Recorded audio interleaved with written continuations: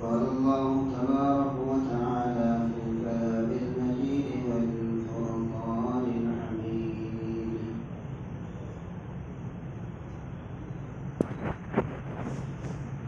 أعوذ بالله من الشيطان الرجيم بسم الله الرحمن الرحيم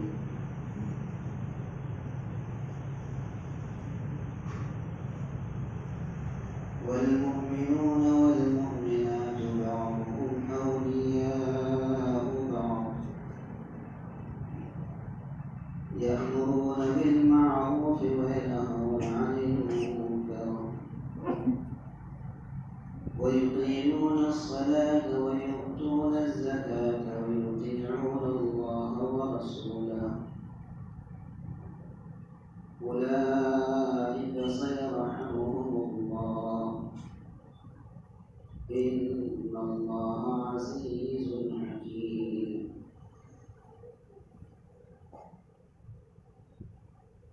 وقال النبي صلى الله عليه وسلم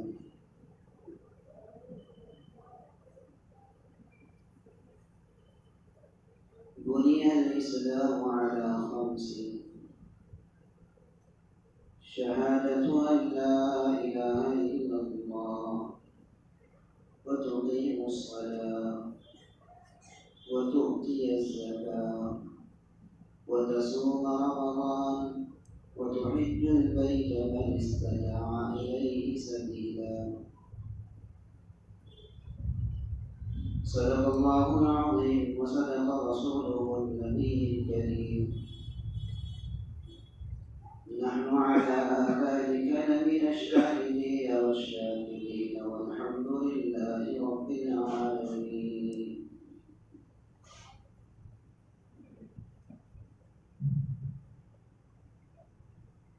میرے محترم بزرگوں،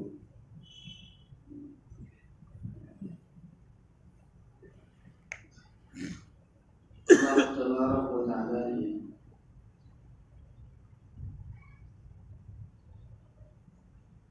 جو دین ہمیں دیا ہے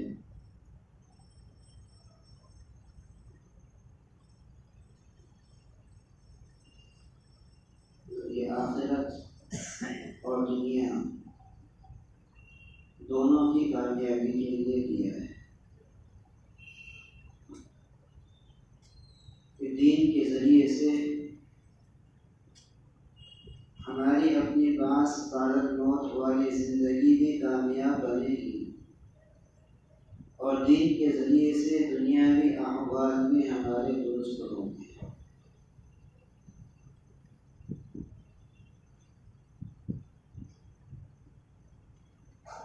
لیکن دین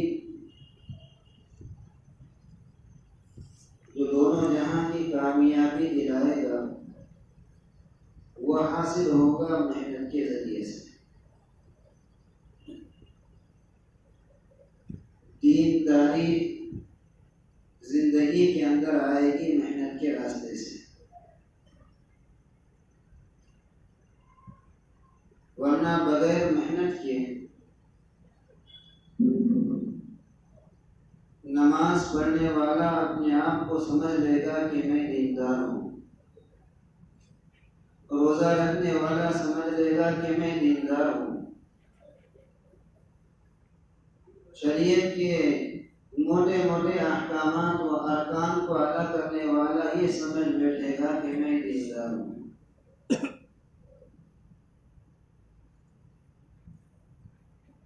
دین کے چند اجزاء پر چل کر اپنے آپ کو یہ سمجھ لے گا کہ میں دیندار ہوں. لیکن جب دین کو محنت کے راستے سے زندگی کے اندر لائے گا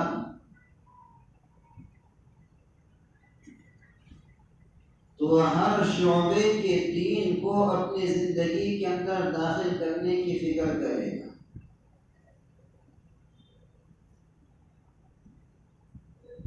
ظاہری دین، باطنی دین، معاملات کا دین، معاشرت کا دین، ہر لائن کے دین میں کمال اور رسوخ حاصل کرنے کو وہ دین سمجھے گا.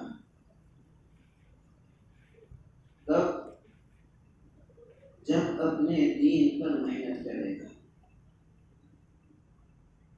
دین پر محنت ہوگی تو ہر لائن کا دین زندگیوں کے اندر آئے گا.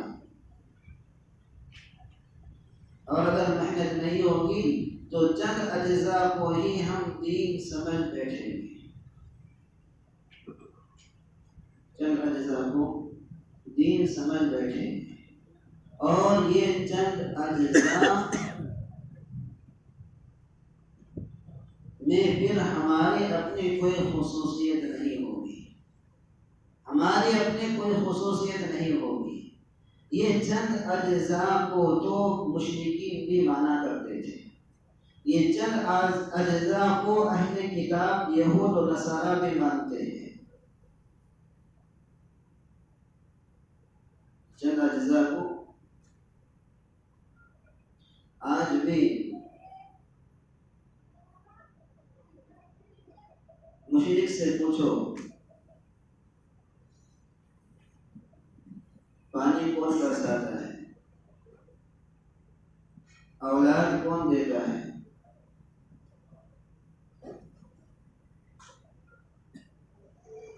وہ اپنے نظریات کو انہوں نے توسط اور وسیلہ دیگر چیزوں کو بنایا ہے.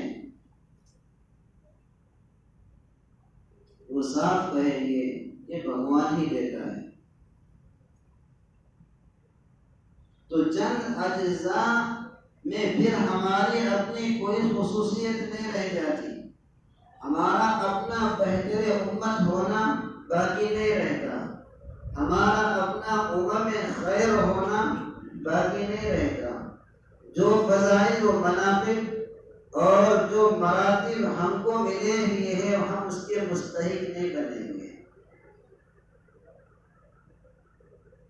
دین کے چند اجزاء پر اللہ کی طرف سے کامیابی کا وعدہ نہیں ہے. دین کے چند اجزاء پر اللہ کی طرف سے کامیابی کا وعدہ نہیں ہے، بلکہ اللہ تبارک و تعالی نے تو یہاں تک کہ منع فرمایا ہے. یا ایھا الذین آمنوا ادخلوا فی السلم کافہ. اس آیت کے شان نزول کے ذیل میں تفسیر میں لکھا ہوا ہے. ابھی چند دن قبل ہمارے سامنے جو ہے تفسیر گزری کہ حضرت عبداللہ بن سلام رضی اللہ تعالی عنہ یہودیوں کے بڑے عالم تھے. حضرت عبداللہ بن سلام رضی اللہ تعالی عنہ بہت بڑے عالم تھے.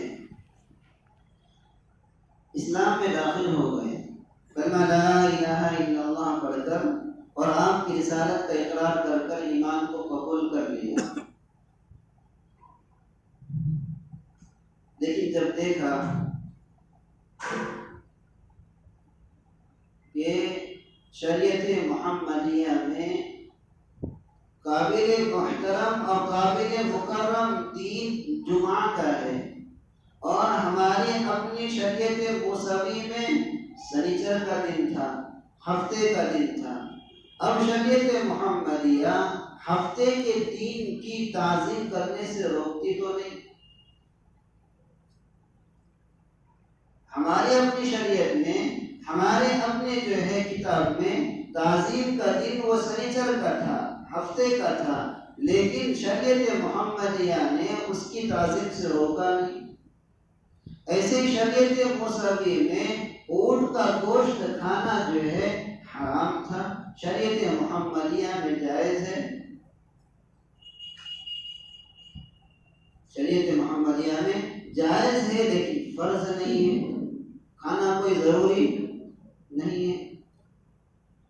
عبداللہ بن سلام نے سوچا کہ جب شریعت محمدیہ میں ہفتے کے دن کی تعظیم سے روکا نہیں گیا میں تعظیم کروں گا.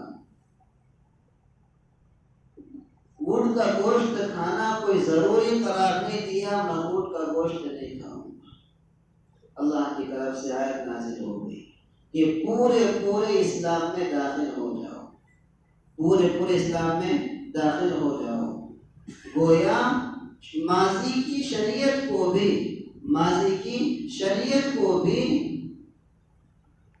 اعتقادی طور پر، نظریاتی طور پر اچھا جان کر عمل کرنے سے روک دیا گیا ہے، عمل کرنے سے روک دیا گیا ہے کہ پورے اسلام میں داخل ہو جاؤ، کہ جیسے شریعت محمدیہ میں جو اوامرات ہے، جو تعلیمات ہے، جو احکامات ہیں، ان کو اپنے زندگی کے اندر داخل کر دینا، یہ جو ہے پورے اسلام میں داخل ہونا ہے، یہ پورے دین پر چلنا ہے۔ اتنی بھی کمی، اتنی بھی زیادتی محبوب نہیں، پسندیدہ نہیں ہے۔ اب بتاؤ، ہم جب دین کے موٹے اجزاء ہی چھوڑ دیں گے، دین کے اعمال اور ارکان اور بنیاد ہی چھوڑ دیں گے، ہمارا اپنا شمار قائم ہوگا کہ ہم دیندار کہلائیں گے، کہ ہم اسلام لانے والے کہلائیں گے۔ اس لیے دین کے سارے اجزاء، دین کا کمال ہمارے اپنے اندر جو پیدا ہوگا وہ محنت کے ذریعے سے، دین کی محنت کے ذریعے سے، ایمان اور کلمے کی محنت کے ذریعے سے، دعوت کی محنت کے ذریعے سے ہمارے اپنے اندر دین کا کمال، دین کا رسوخ پیدا ہوگا۔ ورنہ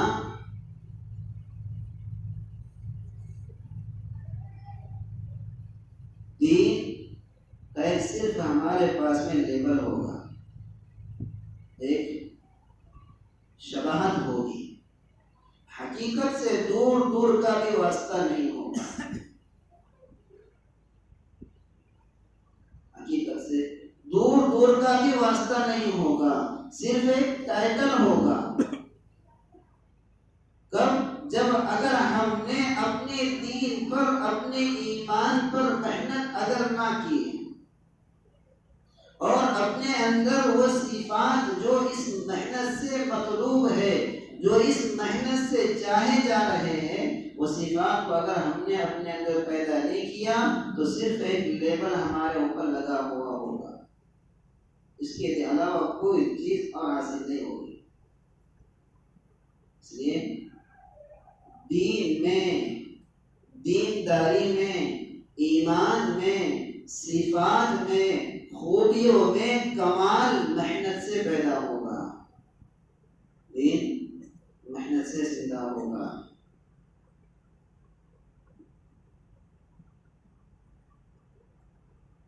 جیسے ایک بچہ ہے، بچے کے اندر زندگی کے اثرات موجود ہے، وہ دھیرے کمال کو پہنچ رہا ہے۔ بچے کے اندر زندگی کے اثرات موجود ہے، اس کو نشو و نما دینے والی، اس کو روز بروز بڑھانے والی، اس کے اعضاء میں توانائی، صحت، طاقت، قوت، قد وقامت میں جو ہے روز بروز بڑھوتری دلانے والی چیز زندگی اگر موجود ہے تو یہ بچہ ایک دن کمال کو پہنچے گا۔ یہ بچہ ایک دن زمانے رضاعت سے نکل کر، طفولیت سے نکل کر، شباب سے نکل کر، پھر آگے جا کر جو ہے زمانے کہولت میں پہنچے گا، زمانے بڑھاپے میں پہنچے گا۔ تب جبکہ اس کے اندر زندگی ہے، تو یہ زندگی اس کو کمال تک پہنچاتے رہتی ہے، اور اگر زندگی اس کے اندر نہ ہو،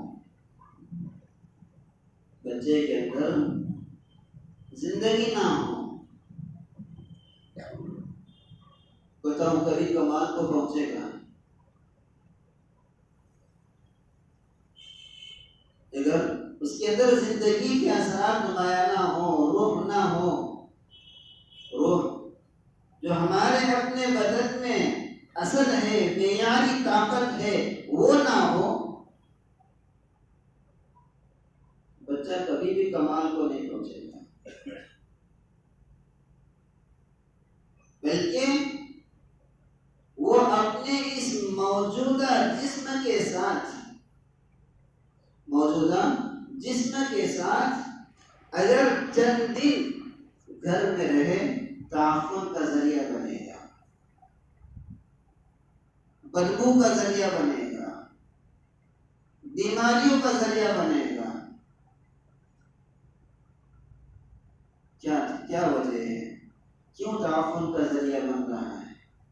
کیوں جو ہے اس کو اس کے چاہنے والے ماں باپ، اس کو اس کے جو ہے اس سے پیار کرنے والے والدین جس کو گود میں لے کر کھیلا کرتے تھے، کیوں جو ہے اس کو قبر کی مٹی میں لا کر جو ہے لے جا کر دفنا رہے ہیں؟ گھر میں کیوں نہیں رہنے دیتے؟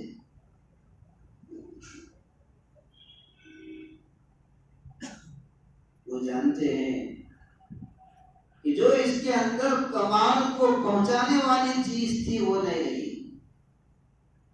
جو اس کو کمال تک پہنچانے والی چیز تھی وہ اس کے اندر نہیں رہی۔ اگر اس کو اسی حال میں یہاں چھوڑ دیا گیا تو یہ تعفن کا ذریعہ بنے گا، اس کی لاش پھٹے گی، گھٹے گی، بدبو پیدا ہوگی۔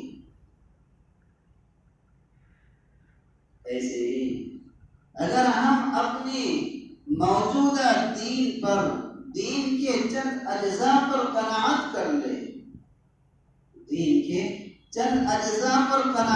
لیں، کہ میں نماز تو پڑھ رہا ہوں، 5 وقت مسجد حاضری تو دے دیتا ہوں،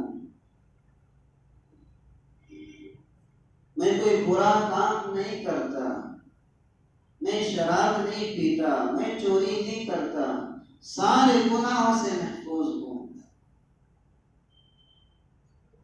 لیکن دین کی محنت میں اگر میں نہیں ہوں تو ایک دن یہ ہوگا کہ یہ جو چند اجزاء والا دین ہے، چند شکلوں والا دین ہے، یہ ہمارے اپنے اندر تعفن کو پیدا کرے گا۔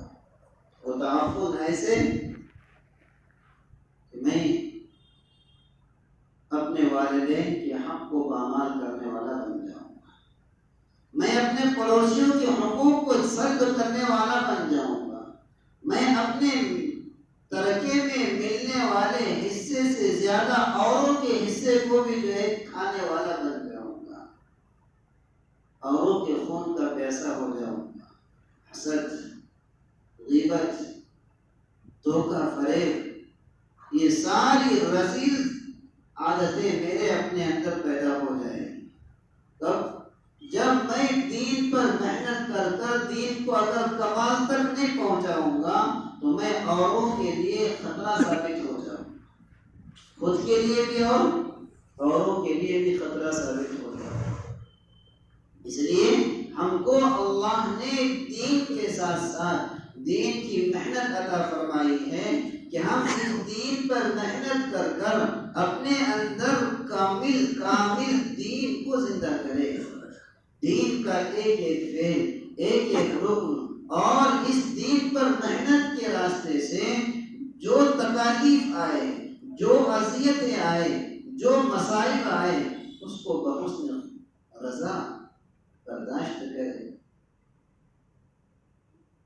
اللہ تبارک و تعالیٰ نے جو ہماری مدح فرمائی ہے، جو ہمیں خیر امت قرار دیا ہے کہ کنتم خیر امہ، کہ تم بہترین امت ہو، کیوں کہ تم امر بالمعروف اور نہی عن المنکر کرتی ہو، تو لا محالہ اس امر کی عوض امر بالمعروف کرنے سے، نہی عن المنکر کرنے سے حالات آئیں گے، پریشانیاں آئیں گی، حالات آئیں گے، پریشانیاں آئیں گی، اپنوں کی طرف سے، برادری کی طرف سے، اہل محلہ کی طرف سے، علاقے کی طرف سے، حالات پر حالات، پریشانیوں پر پریشانیاں زد و کوب کیا جائے گا، لیکن اسی حال میں ہم کو دین کی محنت میں چلتے رہنا ہے۔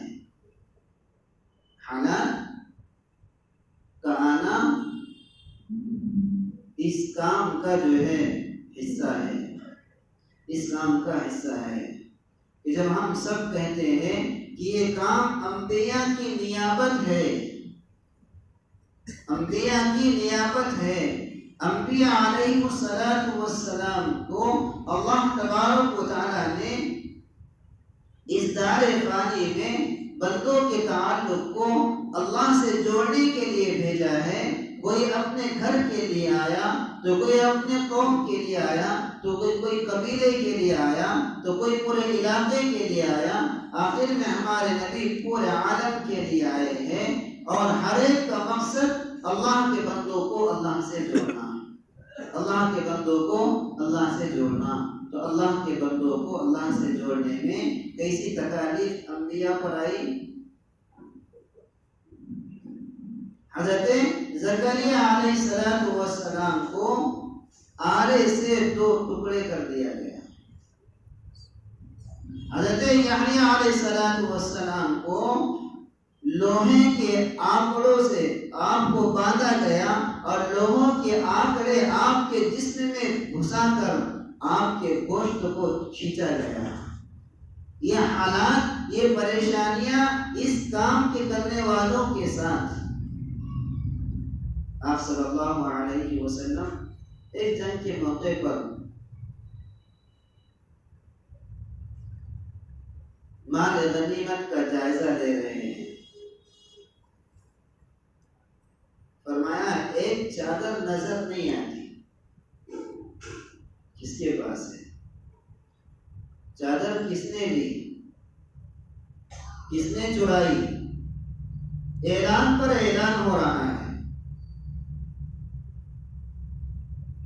اس مجمع میں جو منافق تھے انہوں نے کہا آپس میں گفتگو کرتے ہوئے، یہ چادر نبی نے ہی چرائی ہے۔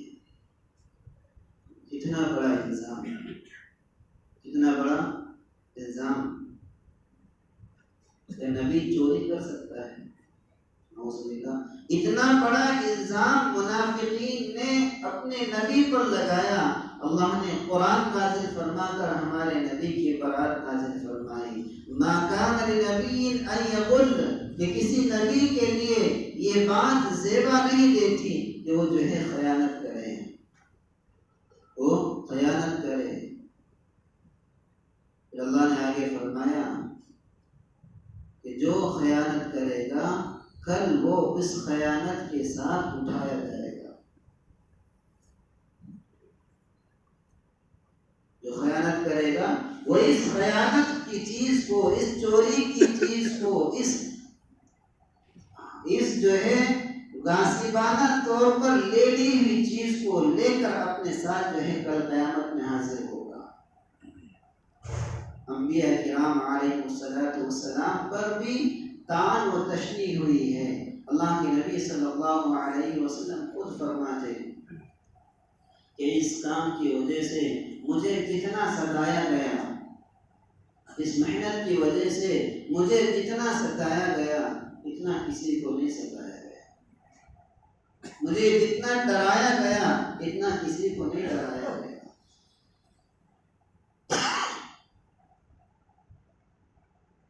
اللہ کے نبی صلی اللہ علیہ وسلم جو یہ کہہ رہے ہیں مجھے جتنا ڈرایا گیا، ستایا گیا، کسی کو نہیں ستایا گیا۔ حالانکہ ہم نے ابھی سنے کہ انبیاء کو آرے سے چیر دیا گیا، قتل کر دیا گیا۔ ایسی تکلیف تو ہمارے نبی کو نہیں ہوئی، ایسی تکلیف تو ہمارے نبی کو نہیں دی گئی۔ اللہ کے نبی یہ کیوں کہہ رہے ہیں کہ مجھے جتنا ستایا گیا اتنا کسی کو نہیں ستایا؟ علماء نے لکھا ہے کہ ہمارے نبی صلی اللہ علیہ وسلم کو ستانے والے وہ اپنے تھے، ستانے والے وہ اپنے تھے، اور اپنوں کا بول بھی دوسروں کے تماچوں سے زیادہ جو ہے خطرناک ہوتا ہے۔ اپنوں کا ایک بول بھی، اپنوں کی ایک گالی بھی دوسروں کے جو ہے زد اور کوب سے بھی زیادہ جو ہے اذیت دہ ہوتا ہے۔ تکلیف دہ ہوتا ہے. تو آپ صلی اللہ علیہ وسلم کو اپنوں نے ستایا تھا. آپ کو آپ کے چچا نے ستایا. کیسا ستایا؟ ہم نے حیات الصحابہ میں ایک تفصیلی بیانات آپ صلی اللہ علیہ وسلم کی دعوت کے عنوان پر سنے ہیں کہ ابو لہب آپ کو کتنا ستایا کرتا تھا. ابو لہب آپ کو کتنا ستایا کرتا تھا. اللہ کے نبی دعوت دے رہے ہیں اور یہ پیچھے پیچھے اللہ کے نبی کی. اللہ کے نبی لوگوں کو سمجھاتے اور یہ کہتا لوگوں اس کی بات نہ ماننا. نعوذ باللہ یہ جھوٹا ہے، یہ ساحر ہے. اللہ کے نبی صلی اللہ علیہ وسلم دعوت دے رہے ہیں، دعوت قبول کرنے کے مزاج میں مدعو ہے، اور یہ آ کر جو ہے اس بنا ہوئے موڑ کو، اس بنا دی ہوئی دعوت کے سارے نشے کو ختم کر دے. ابو لہب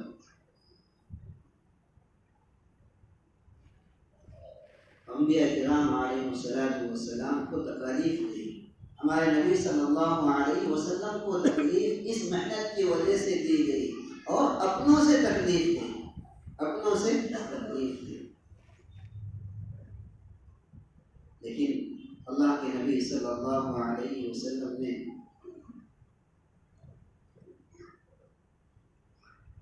جب دین کی محنت کرنے والا امت کے درد اور تڑپ کے ساتھ، نبی کی امت کے درد اور کڑن کے ساتھ محنت میں چلتا ہے، وہ امت کی خامیوں کو نہیں دیکھتا، وہ چلتا رہتا ہے. وہ کبھی اپنی جو ہے زبان بھی بددعا کے لیے نہیں ہلاتا. اللہ کے نبی کو ابو لہب نے کتنا ستایا، کتنا ستایا، لیکن اللہ کے نبی نے ابو لہب کو بددعا نہیں دی. ابو لہب کو بددعا نہیں دی. اللہ نے گویا یوں سمجھایا کہ ایک داعی چاہے کتنے بھی حالات سے گزرے، کتنے بھی مصائب سے گزرے، وہ حالات پر شکوہ نہیں کرتا، حالات پر شکوہ نہیں کرتا.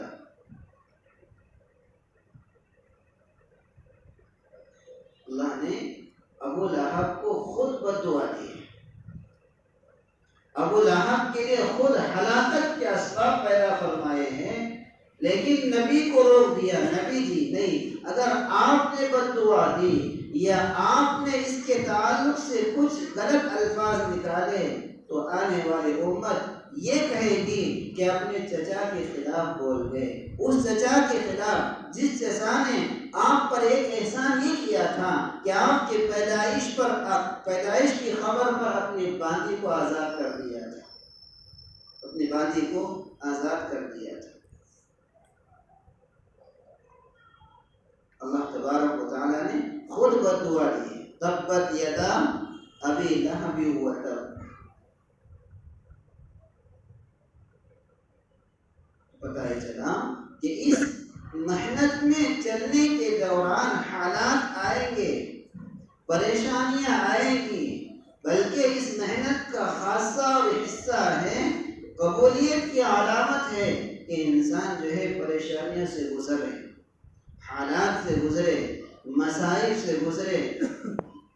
اس لیے ہمارے اپنے اسلاف حالات کو آتا ہوا دیکھ کر خوشی کر رویا کرتے تھے. اے اللہ، پتہ نہیں تجھے میرا کون سا عمل محبوب آیا، کون سا عمل پسند آیا کہ تو یہ حالات، یہ بیماریاں، یہ فقر و فاقے اپنے نیک بندوں کو دیا کرتا ہے. میری پتہ نہیں کون سی نیک عمل تجھے محبوب آ گیا کہ تو نے مجھے اس نعمت سے نواز دیا ہے. حالات کو، پریشانیوں کو، مصائب کو نعمت سمجھا کرتے تھے. تو اس کام کا خاصہ حالات کا آنا یقینی ہے، لیکن ان حالات پر جمنا اور اپنے ساتھیوں کو جمانا اور اپنے ساتھیوں کو لے کر چلنا، یہ حقیقی داعی کی علامت ہے، حقیقی تڑپ والے کی علامت ہے. اور یہ طرف والا، یہ حقیقت والا ہی اللہ کے نزدیک محبوب ہے، ورنہ خالی شباہت، خالی شکل و صورت، یہ خالی جو ہے حلیہ اور لبادہ، یہ اللہ کے نزدیک پسندیدہ نہیں۔ ورنہ ہم سے زیادہ جو ہے وضع و قطع میں، ہم سے زیادہ جو ہے بڑے علامہ اور ابدال دکھنے میں یہود نظر آتے ہیں۔ آپ دیکھیں گے، آپ جائزہ لیں گے، کئی کارگزاریاں ہے، کئی جو ہے احوال ہے کہ یہودیوں کے باقاعدہ مدارس ہے، ان مدارس میں بڑے صافے کے اندر، پگڑی کے اندر بڑے بڑے علماء ہیں، بڑی بڑی داڑھی ہے، بخاری شریف پڑھ رہے ہیں، پڑھا رہے ہیں، اور کون ہیں؟ یہودی ہے۔ بتاؤ، کیا ان کی اس وضع قطع پر، کیا ان کی اس شباہت پر، کیا ان کے اس نقل و حرکت پر اللہ والا نظر آنے پر اللہ مغفرت کر دیں گے؟ اللہ بخشش کر دیں گے؟ کیا ان کا یہ عمل محبوب ہے؟ صفات مطلوب ہے، صفات مطلوب ہے، خوبیاں مطلوب ہے، انسان کے اندر کمالات اس کام کے ذریعے سے مطلوب ہے، تڑپ اور کڑھن مطلوب ہے۔ حقیقی معنی میں اللہ کے سامنے اپنی بے دینی پر، اپنے گھرانے کی بے دینی پر، اپنے محلے بستی کے بے دینی پر رونا مطلوب ہے، سسکنا مطلوب ہے، دل دلانا مطلوب ہے۔ حقیقی معنی میں ہمارے اپنے اندر جو ہے اللہ کی خشیت لانا مقصود ہے۔ یہ مقاصد ہے ہمارے اپنے اس کام کے، ہمارے اپنے اس محنت کے، ہمارے اپنے اس محنت کے۔ ہمارے اندر اخلاق آئے، ہمارے اپنے اندر جو ہے بردباری آئے، ہمارے اپنے اندر حلم آئے، ہمارے اپنے اندر جو صفات محمودہ پیدا ہو۔ اللہ کے نبی صلی اللہ علیہ وسلم نے اخلاق کے ذریعے سے، رحم اور ترحم کے ذریعے سے اس کام کو اپنے اور اپنے صحابہ کے درمیان جو ہے زندہ کیا ہے۔ آپ کے اخلاق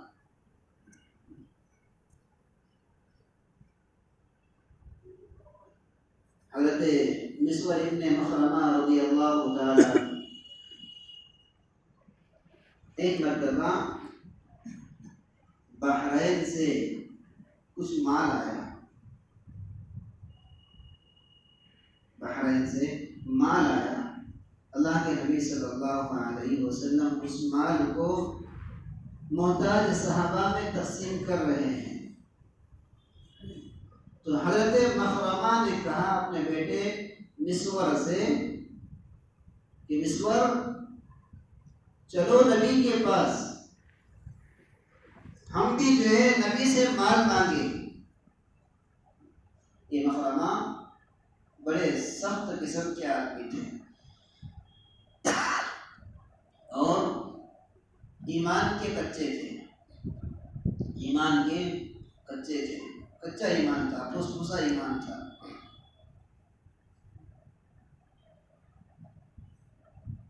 جب مسجد نبوی کے قریب پہنچے، بجائے مسجد میں داخل ہونے کے مخرمہ اپنے بیٹے مسور سے کہنے لگے، مسور جاؤ نبی کے پاس اور نبی کو یہاں بلا کر لے کر آؤ، نبی کو یہاں بلا کر لے کر آؤ۔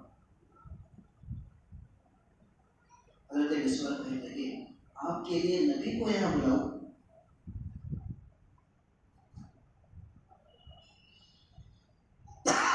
آپ کے لیے نبی کو یہاں بلاؤ؟ تو مخرمہ کہنے لگے، تیرا نبی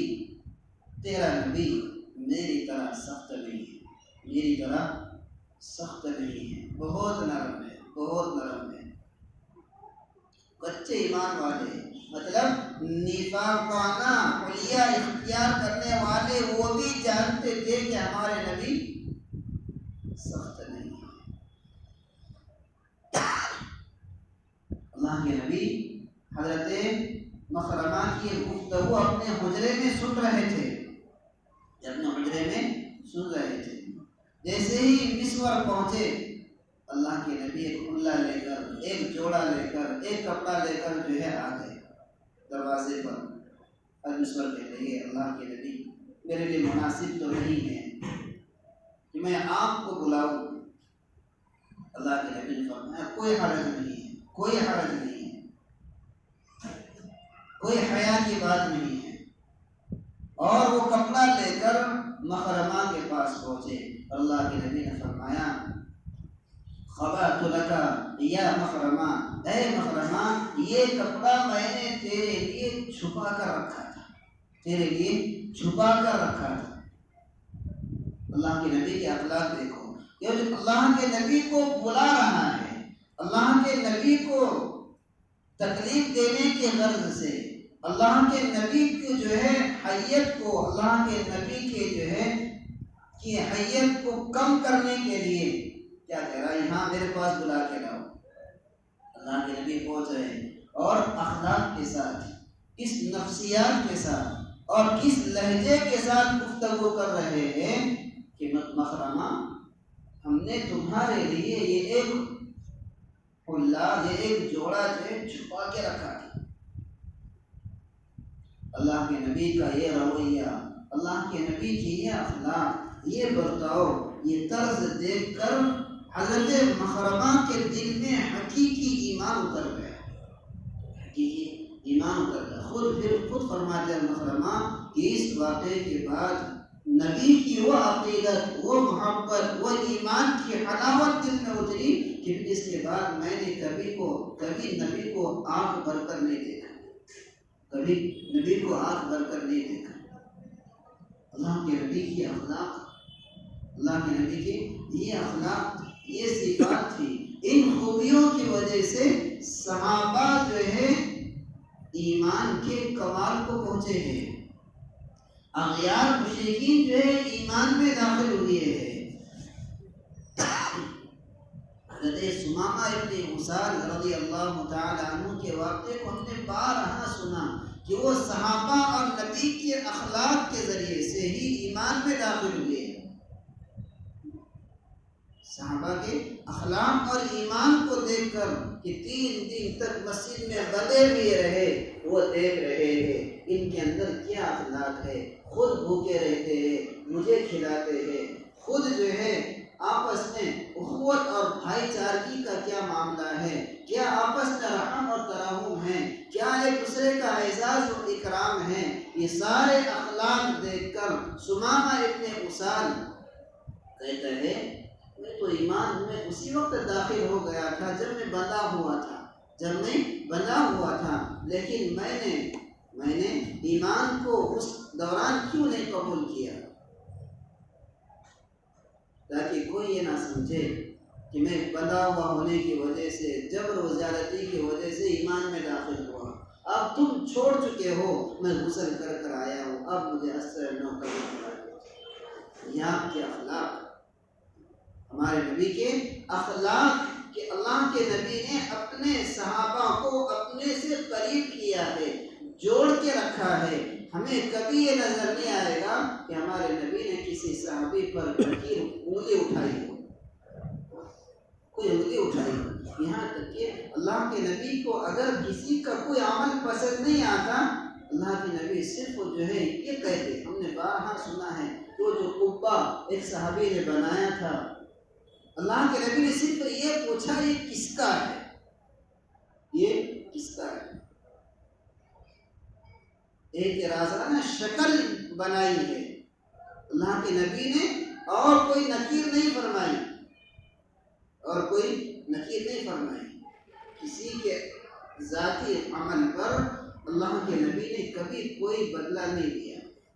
یہ اخلاق، یہ صفات میرے دوستو کام کرنے والوں کے اندر، دین کی محنت میں لگنے والوں کے اندر، اپنے آپ کو داعیانہ جذبے کے اندر رکھنے والوں کے اندر یہ اخلاق کا، اعمال کا، صفات حسنہ کا آنا بہت ضروری ہے، ورنہ جو ہے ہمارے اپنے رویوں کی وجہ سے، ہمارے اپنے جو ہے لہجوں کی وجہ سے ہمارے اپنے ساتھی ہم سے دور چلے گئے، ہمارے اپنے ساتھی ہم سے دور چلے جائے۔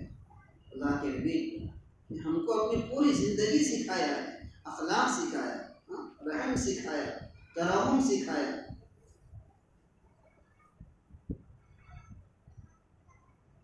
عبداللہ ابن ابی انتقال ہو رہا ہے، منافق ہے۔ ان کا بیٹا عبداللہ سچا پکا مومن ہے۔ باپ نے بیٹے سے کہا، بیٹا اپنے نبی سے کہنا کہ میرے جنازے کی نماز پڑھا۔ بیٹا کہنے لگا، ابا کس منہ سے کہوں، ابا کس منہ سے کہوں؟ آپ نے نبی کی تکلیف دینے میں کوئی کسر چھوڑی ہے؟ نبی کو تکلیف دینے میں کوئی کسر چھوڑی کہ آپ نے آپ کی اہلیہ پر، ہم سب کی ماں پر جو ہے زنا کی تہمت لگائی ہے۔ حضرت عائشہ میں پر جو افق کا معاملہ پیش آیا تھا، سب سے آگے آگے جو ہے عبداللہ ابن ابی تھا۔ آپ نے نبی کو ذلیل کہا ہے، آپ نے نبی کو ذلیل اور اپنے آپ کو عزیز کہا ہے۔ آپ نے پکے صحابی کی بات کو جھٹلایا ہے۔ کئی ساری خامیاں جو ہے عبداللہ ابن ابی کی بیٹا خود بیان کر رہا ہے۔ اللہ کو آپ کی جو ہے کذب بیانی اور اس صحابی کی صدق لسانی بیان کرنے کے لیے قرآن نازل کرنا پڑا۔ سورہ منافقون نازل ہوئی کہ اسی نے کہا تھا کہ آپ ذلیل ہے اور ہم عزیز ہیں۔ اسی نے یہ سارے حالات آپ کے ہیں، کس منہ سے کہوں؟ بیٹا تو کہہ تو صحیح، تیرا نبی بڑا جو ہے شفیق ہے، بڑا شفیق ہے۔ اللہ کے نبی کے پاس عبداللہ آتے ہیں، عبداللہ درخواست پیش کرتے ہیں۔ اللہ کے نبی فرماتے ہیں، جب کفن دفن ہو، کفن پہنانا، غسل دینا ہو جائے تو مجھے آ کر اطلاع دے، میں آ جاؤں۔ اللہ کے نبی آگے بڑھتے ہیں۔ حضرت عمر اللہ کے نبی کے گریبان کو پکڑ کر کھینچتے، اللہ کے نبی یہ کون ہے؟ اللہ کے نبی یہ کون ہے جس کے تعلق سے اللہ نے خود آپ کو روکا ہے، لا تقم فی، کہ آپ یہاں نہ کھڑا ہو، آپ نماز نہ پڑھاؤ ان کی۔ اللہ کے نبی نے فرمایا، عمر مجھے پڑھانے دے، ہو سکتا ہے اگر اللہ چاہے تو میرے نماز کے ذریعے سے اس کی بخشش ہو جائے، اس کی بخشش ہو۔ اللہ کے نبی نے اس منافق کی نماز پڑھائی ہے، نماز ہی پر اکتفا نہیں فرمایا، اپنا مبارک کرتا بھی اس کو دیا ہے۔ عبداللہ ابن ابی مبارک کرتا بھی دیا ہے۔ جب قبر میں رکھ دیا گیا، اللہ کے نبی نے پھر کہا اس کو نکالو، باہر نکالو۔ اور باہر نکالنے کے بعد اللہ کے نبی نے اپنا لعاب مبارک اس کے منہ میں ڈالا ہے، اپنا تھوک مبارک اس کے منہ میں ڈالا ہے، شاید اللہ اس کی وجہ سے اس کی مغفرت کرے۔ ایک ایک کی فکر، ایک ایک کی طلب، کس انداز میں، کس نوعیت کے ساتھ مغفرت ہو جائے، بخشش ہو جائے، یہ ہمارے نبی کے اخلاق، یہ ہمارے نبی کی طلب، یہ ہمارے نبی کی چاہت۔ دوستو ہم اپنا جائزہ لیں کہ میرے کسی عمل کی وجہ سے، میرے کسی رویے کی وجہ سے، میرے کسی لفظ اور بول کی وجہ سے کہیں میرا اپنا ساتھی تو اعمال سے دور نہیں ہو رہا، اعمال سے دور نہیں ہو رہا، میرے اخلاق کی وجہ سے،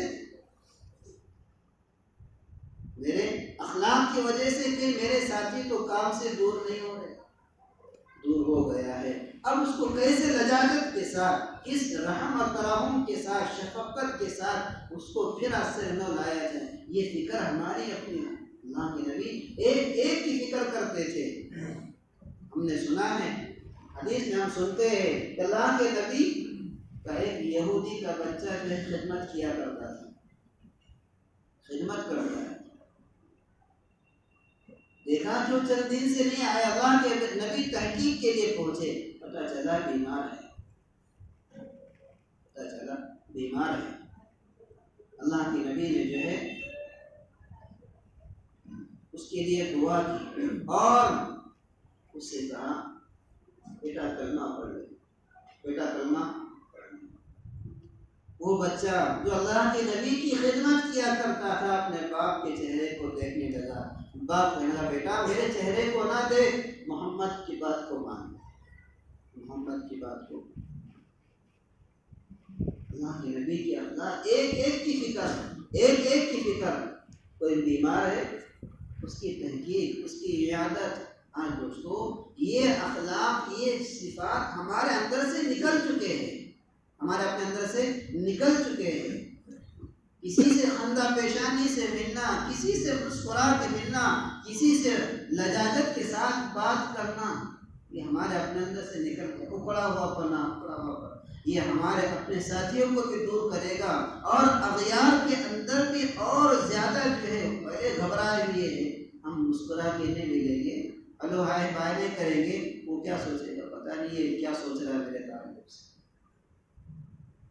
آج ہی واقعہ پڑھ رہا تھا اخلاق کے تعلق سے،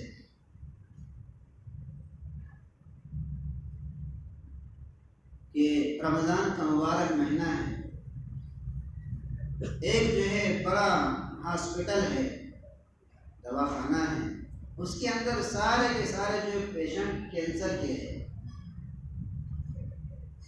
ایمان والوں کو ملنے کے لیے عیادت کی فضائل ہمارے اپنے پاس میں ہیں، فضائل عیادات کے ہیں، دیکھنے کے ہیں، بیمار کرسی کے بے شمار فضائل ہم سنتے ہیں۔ تو جو جن کے اندر عمل کا شوق ہوتا ہے، جذبہ ہوتا ہے، وہ ایک ایک عمل کو اپنی زندگی کے اندر داخل کرتے ہیں۔ تو اس وارڈ کے اندر جو ہے ایمان والے کے لوگ کو دیکھنے کے لیے کئی سارے لوگ آ رہے ہیں۔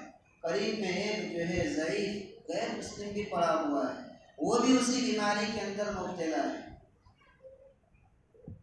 اب یہ مسلمان اپنے مسلمانوں کو ملنے آتے ہیں، اس کو بھی خیر خیریت پوچھتے ہیں، اس کو بڑا اچھا لگتا ہے۔ یہ موقع وہ ہوتا ہے نا کہ اس حال میں اگر تھوڑی سی بھی کوئی تسلی دے دے، وہ اس کے لیے راحت کا ذریعہ بنتا ہے۔ بیماری کا حال بڑا عجیب ہوتا ہے، خیر خیریت پوچھ لو بڑا ٹھنڈا کلیجہ ہو جاتا ہے۔ اس نے دیکھا کہ یہ مسلمان لوگ کتنے زیادہ آ رہے ہیں اور ہمارا کوئی نہیں آ رہا ہے۔ کوئی آ رہا ہے، وہی سیٹرڈے کو کوئی نہ کوئی آتا ہے، ورنہ پورا ہفتہ کوئی نظر نہیں آتا۔ کوئی آتا ایمان والا اپنے کو بھی دیتا کچھ کھانے کے لیے، کچھ اس کو بھی دیتا۔ وہ اس رویے سے اتنا متاثر ہوا کہ جو ہے اس نے 25 یا 26 رمضان کو جو ہے کلمہ پڑھا، اور 27 رمضان کو اس کا انتقال ہوا۔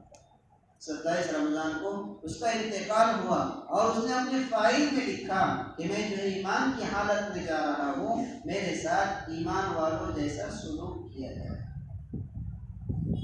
کون سا عمل بنا؟ یہ اخلاق، یہ جو خیر خیریت پوچھنا، احوال لینا۔ اخلاق ایک بہت بڑا علم کا اور دعوت کا ایک بہت اعلیٰ ترین دروازہ ہے، دعوت کا ایک اعلیٰ ترین دروازہ ہے اخلاق پیدا کرنا۔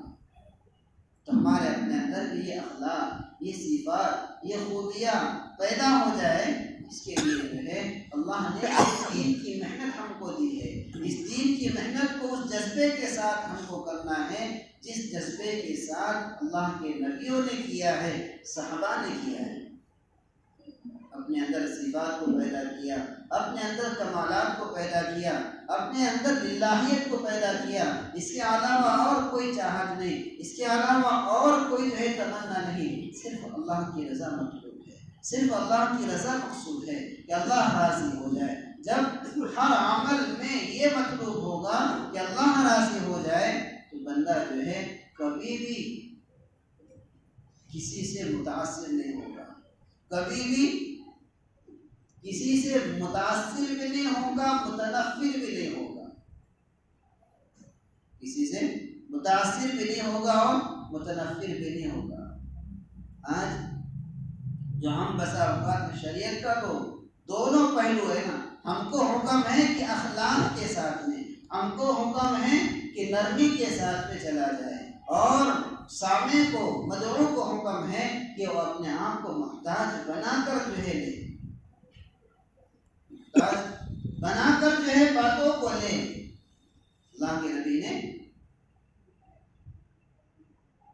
قبیلے اشعریین کے متعلق جو فرمایا، صرف ان کو نہیں فرمایا تھا، ساتھ ساتھ میں ان بے علموں کو بھی فرمایا تھا کہ جو بے علم ہیں وہ ان علم والوں سے دین کو سیکھے، اور جو علم والے ہیں وہ بے علم کو دین سکھائے۔ اللہ کے نبی نے دونوں کو ترغیب دی ہے، دونوں کو حکم دیا ہے، تو ہمارے اپنے کام کے بھی دونوں پہلو ہے۔ ہم کو حکم ہے کہ ہم جو اخلاق کے ساتھ میں چلے، ہم کو حکم ہے کہ اللہ کی رضا کے ساتھ میں چلے، اور جس کے ساتھ اگر خدا نخواستہ کبھی کوئی زیادتی ہو جائے، کبھی کوئی لہجے میں سخت کلامی ہو جائے، اس کو حکم ہے کہ وہ برداشت کرے، اس کو حکم ہے کہ وہ برداشت کرے۔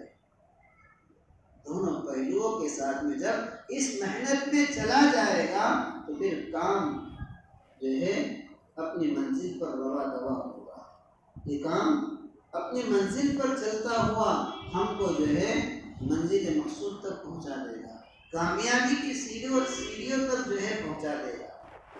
اس لیے اللہ نے کامیابی کے لیے ہم کو یہ محنت عطا فرمائی ہے۔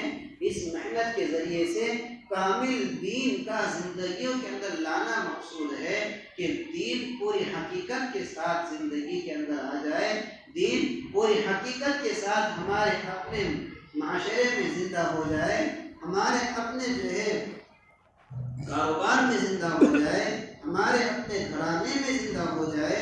یہ مطلوب اور مقصود ہے۔ چند اجزاء دین کی زندگی کے اندر لانا مقصود نہیں ہے، بلکہ پورا کا پورا دین حقیقت کے ساتھ زندگی کے اندر لانا یہ مقصود اور مطلوب ہے، یہ مقصود اور مطلوب ہے۔